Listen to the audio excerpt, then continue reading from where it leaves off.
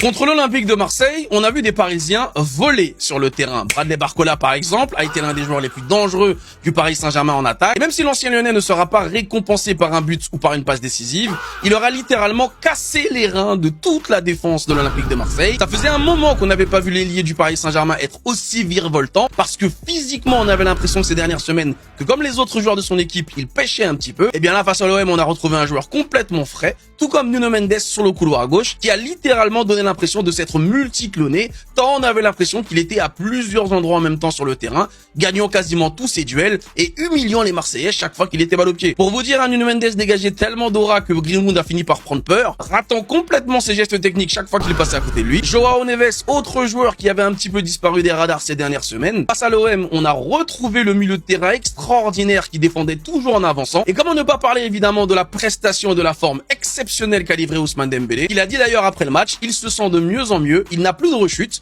il peut désormais enchaîner les matchs, lui qui s'est retapé une condition physique cet hiver, porte-étendard de cette équipe du Paris Saint-Germain, que ce soit statistique comme en termes de niveau. Il leur a dit lui-même en interview, le Paris Saint-Germain est bien de retour et que ce match face à l'Olympique de Marseille était un message que les joueurs du PSG avaient envie d'envoyer au monde.